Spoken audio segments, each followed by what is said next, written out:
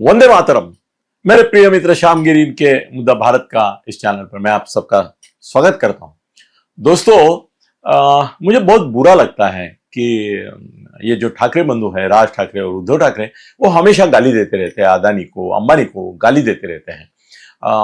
तुमको गाली देना है तो मुझे कोई हर्ज नहीं है, मुझे नहीं फर्क पड़ता आप अदानी और अंबानी को गाली देते हैं। मगर मुझे ऐसा लगता है कि ये इनकी जो बुद्धि है वो भ्रष्ट है, और उसके साथ साथ वो पब्लिक को इस तरह से गाली गलौज करके ऐसा एक आभास क्रिएट कर रहे हैं कि भाई हम तो अदानी के दुश्मन है, हम तो अंबानी के दुश्मन है, और सरकार जो है, बीजेपी जो है, वो उनके प्रति बहुत सॉफ्ट है, उनको सब सहूलियत दे रही है, ये है वो है, सरकार उनके गुलाम है, वगैरह वगैरह।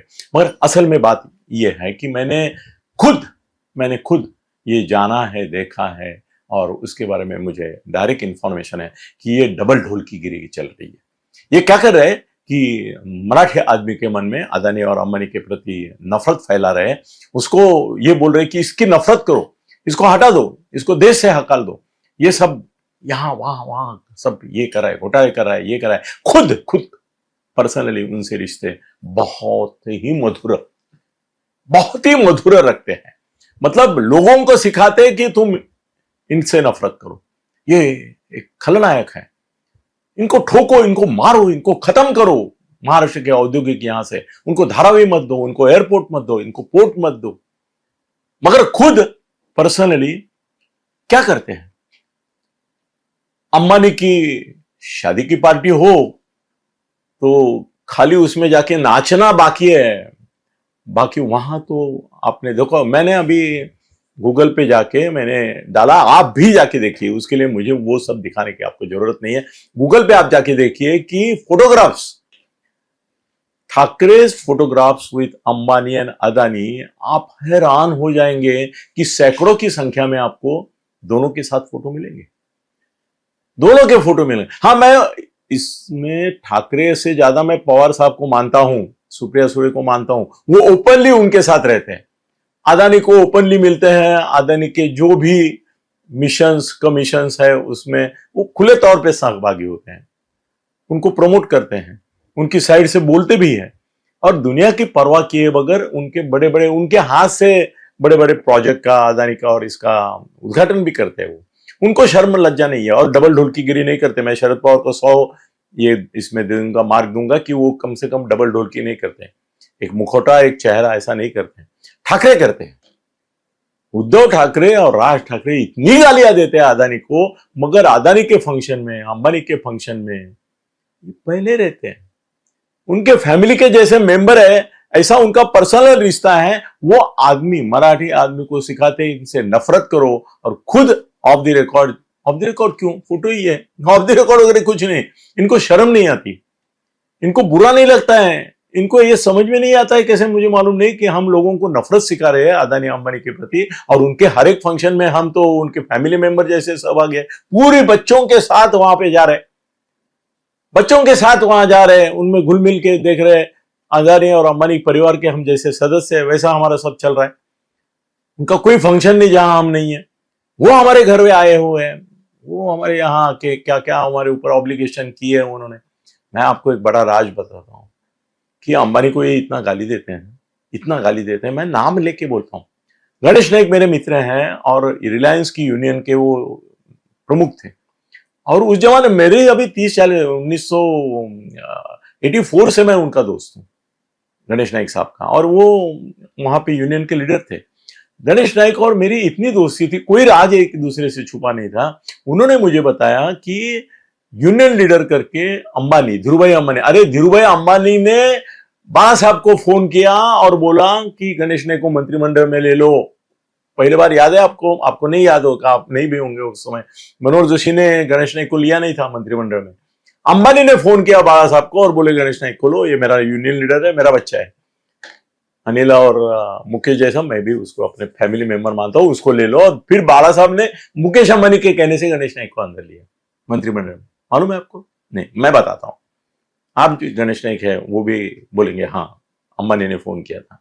दूसरी एक बात है कि यूनियन लीडर करके अंबानी, धीरूभाई अंबानी उस जमाने से, और बाद में जब तक उनकी यूनियन वहां थे, अभी दूसरे यूनियन हो गए, तो जब तक यूनियन थी साल का 1 करोड़ रुपया गणेश नाइक को अंबानी देते थे।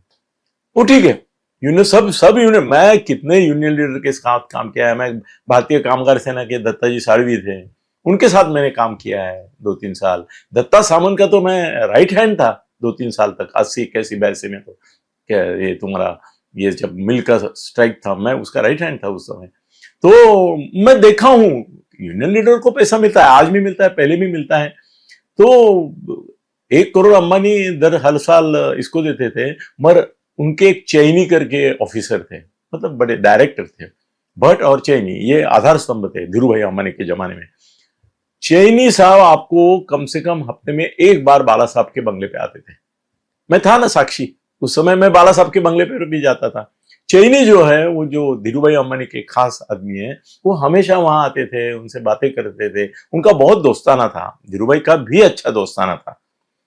और बड़ी बात यह है कि गणेश नाइक ने मुझे बताया कि अंबानी की ओर से, धीरूभाई अंबानी की ओर से, और बाद में भी वो कंटिन्यू रहा कुछ न कुछ इसमें, वो कि 5 करोड़ रुपया हर साल अंबानी की ओर से ठाकरे, बाला साहब ठाकरे को दिया जाता है। कितना? 5 करोड़। और सालों से यह सिलसिला चलता रहा। आज भी मुकेश अंबानी, अनिल तो अभी दिवाला निकल गया, मुकेश अंबानी और अदानी सभी पार्टियों को फाइनेंस करते हैं, बहुत सारे नेताओं को फाइनेंस करते हैं, और इसके लिए कोई अपवाद है ऐसा मुझे लगता नहीं। आप उनका पैसा खाएंगे, उनका पैसा लेंगे, उनके फैमिली फंक्शन में खाली नाचना गाना ही बाकी है आपका। वो फिल्म स्टार तो नाचते भी है, गाते भी है, वहां पे आप उनसे पर्सनल लेवल पे दोस्ती रखें और सार्वजनिक तौर पे गाली देके मराठी आदमी के मन में नफरत पैदा करेंगे, बोलेंगे इसको हम गाली देते हैं। क्या अदानी अंबानी को आप जब गाली देते हैं, मैं उद्धव और राज को पूछना चाहता हूं, तो आपके मन में कभी ये विचार नहीं आता कि भाई इनके फैमिली फंक्शन में तो हम उनको चिपक चिपक के घूमते हैं, फिर चिपकते क्यों, उनको क्यों जाते हैं वहां पे? आप बोलेंगे अभी कि भाई पर्सनल रिलेशनशिप अलग है और पॉलिटिकल क्रिटिसिज्म अलग है। वैसे तो हम बहुत सारे ने फडणवीस के साथ भी ओपन से दुश्मनी दिखाते हैं, मगर अंदर से तो हमारे काम करने के लिए फोन करते हैं कि भाई ये इसका काम है, इसमें हमारा ये फायदा है, वो है, ये दोगलापन चलता रहता है हमारा, तो वो वहां भी हम करते हैं। तो आम आदमी को क्यों नफरत पैदा करते हैं? आज की तारीख में भारतीय अर्थव्यवस्था में अदानी का, अंबानी का कुछ योगदान है कि नहीं? जैसे टाटा बिरला के बिना ये देश का जो विकास हुआ, उसको वो गति प्रगति और ये नहीं मिलती थी। एक उसकी वजह से अलग देश की, प्रदेश में भी प्रतिमा हुई। आज भी अदानी अंबानी बहुत सारा देश के लिए योगदान दे रहे। कल सरकार अगर बदली, और क्या बात कर रहे हैं आप यार, अदानी अंबानी, उसमें से अदानी की बाद में ये हो गया, अंबानी के जमाने में तो कांग्रेस वाले भी उससे सहायता लेते थे। किसने, कौन सी पार्टी ऐसी है देश में, आवाज छोड़ के बोलना पड़ता है, कि जिन्होंने अंबानी से पैसा नहीं लिया? सभी ने लिया है, और करोड़ों करोड़ है, 100-100, 200, 500 करोड़ लिए हैं। और आज भी ठाकरे, राज हो, उद्धव हो, इनके इतने मधुर संबंध है, फैमिली रिलेशनशिप है, तो आप गाली क्यों देते हैं उनको? मेरे को कभी कभी ऐसा है कि ये जो नेता है ना, ये लोगों को अदानी अंबानी से तोड़ना चाहते हैं, और उसकी एक धमकी, उसका एक प्रेशर टैक्टिक निर्माण करते हैं कि देखो समाज में तुम्हारे प्रति नफरत है और हम तुमसे प्यार करते हैं, तो हमको भी प्यार करो, और प्यार करो मतलब हाँ, कैश और काइंड दोनों प्यार करो, ऐसा कुछ मैसेज देना चाहते हैं। मुझे गलत लगता है। अब अदानी अंबानी से इतना रिश्ता रखते हैं और लोगों के मन में खुद करेंगे दोस्ती और लोगों में फैलाएंगे दुश्मनी, ये बहुत गलत है। आप जानते हैं उनका कंट्रीब्यूशन आपके जीवन में क्या है, आपके पॉलिटिक्स में क्या है, और पब्लिक के मन में नफरत पैदा करते हैं। अदानी अंबानी का महाराष्ट्र से निकल जाना, इससे बदतर बात महाराष्ट्र की प्रगति के लिए नहीं हो सकती। मैं ठाकरे बंधुओं को रिक्वेस्ट करता हूं कि ये दुश्मनी फैलाने का काम वो सच में बंद करे, और ये मान्य करे कि अदानी अंबानी के परिवार के दोनों सदस्य हैं, और उसी हिसाब से जाहिर तौर पर भी बर्ताव करें। धन्यवाद।